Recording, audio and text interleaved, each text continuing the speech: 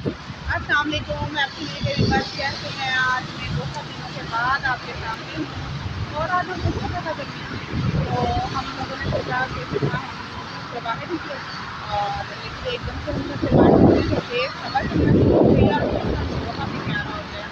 तो मैं बच्चों को लेके बाहर निकली। इसके अलावा आप सब कैसे हैं, क्या हो रहा है और कोरोना का क्या हाल है। अच्छा, कोरोना ने जो सबसे ज़्यादा नुकसान किया है वो तालिब इल्मों को किया, स्टूडेंट्स का।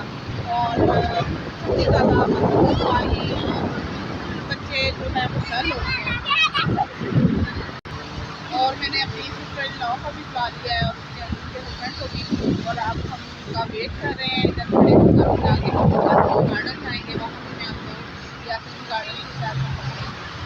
मेरा मोस्ट फेवरेट है यासीन गार्डन, क्योंकि वहाँ फ्लावर बहुत हैं और बहुत ही महंगे हैं।